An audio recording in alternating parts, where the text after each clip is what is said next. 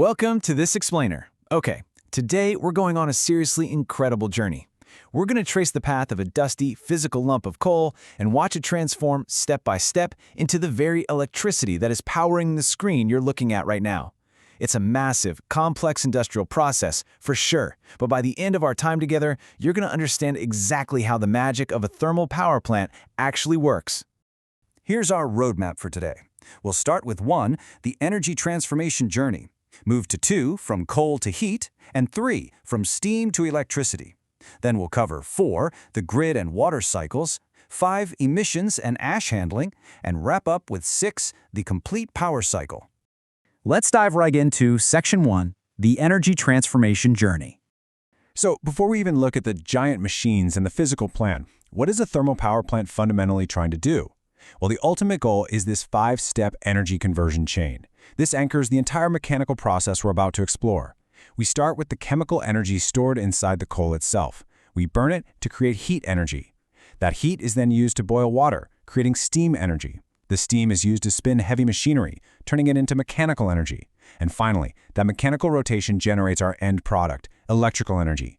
Literally every single building, pipe, and wire in the plant is dedicated to moving us down this exact chain. Moving on to Section 2, from coal to heat. You know, raw coal doesn't just arrive at the plant ready to burn. First, it hits the coal handling plant. It's transported from mines by train, truck, or long conveyor belts to an unloading station and storage yard. But you can't just throw giant boulders of coal into a modern boiler. First, it goes through a coal crusher, which violently breaks the chunks down to a uniform size of about 20 to 25 millimeters. During this stage, the system also strips away any stray stones and metal pieces. This makes sure the coal can be fed smoothly and reliably into the boiler system without jamming up all the machinery. But wait a second, 20 to 25 millimeters is basically the size of a small pebble. So why not just burn it like that? Why go through the extra effort and energy of grinding it down even further in a coal pulverizer? Well, it's all about the physics of combustion. By grinding those pebbles into a fine, dust-like powder and carrying it into the furnace with a blast of primary air, the coal burns incredibly fast. This pulverized state drastically increases the surface area of the fuel. That leads to higher combustion efficiency, much better heat transfer, and complete combustion. You're squeezing every absolute drop of chemical energy out of that coal. And that brings us to the boiler furnace.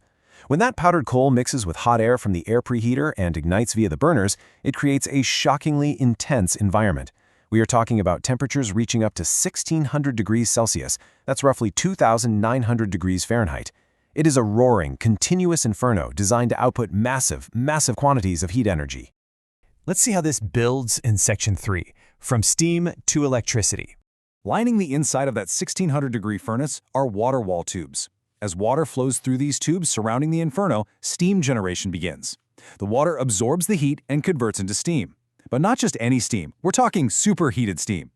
Before it leaves the boiler, its pressure reaches an incredible 16 to 250 bar, and its temperature hits between 540 and 570 degrees Celsius. To put that in perspective, normal atmospheric pressure is just 1 bar.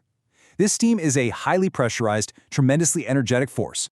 Now, that highly pressurized, superheated steam is violently directed right into the steam turbine. As it blasts through and expands across the intricately designed turbine blades, the steam gives up its energy, its pressure drops, its temperature drops, and all of that lost energy is transferred directly into the turbine shaft, forcing it to rapidly rotate.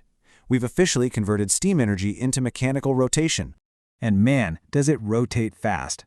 The turbine shaft is directly connected to the electrical generator. For a standard 50 Hz power system, that heavy rotor inside the generator's stator is spinning at an astonishing 3,000 revolutions per minute. As it spins at this incredible speed, the magnetic field rotates, and through the magic of electromagnetic induction, it produces alternating current, or AC electricity. Section 4, the grid and water cycles. This actually illustrates our next massive engineering hurdle. The electricity coming right out of the generator is usually between 11 and 24 kilovolts. But if we try to send that across the country, we lose a huge amount of power to heat resistance in the wires. So the power flows into a step-up transformer. This piece of equipment drastically increases the voltage, up to 230, 400, or even more kilovolts for the transmission grid. Higher voltage dramatically reduces transmission losses, ensuring the power efficiently reaches the substations that will eventually distribute it to your home. So the electricity heads out to the grid, but what happens to the exhaust steam that just left the turbine? Well, it enters the condenser. Here, cold water circulates through tubes, cooling the spent steam, so it condenses back into liquid water, which we call condensate. This isn't just about saving water, though. It actually maintains a vital vacuum at the turbine exhaust, pulling the steam through and vastly improving the overall efficiency of the plant. That recovered condensate now becomes part of the feed water cycle. It's pumped through a series of low and high-pressure heaters, a deaerator to remove oxygen and prevent pipe corrosion, and finally, a boiler feed pump pushes it right back into the boiler, completing what physicists called the Rankine cycle. Meanwhile, the separate cold water that was used to condense the steam has now become hot. That water is sent to the cooling tower, where it releases its heat into the atmosphere, cools down, and cycles right back to the condenser for reuse.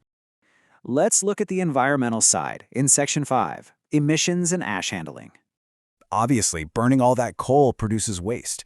You've got heavy bottom ash that falls in the furnace and lighter fly ash that travels with the exhaust gases. The ash handling system collects, transports, and either disposes of or recycles this ash.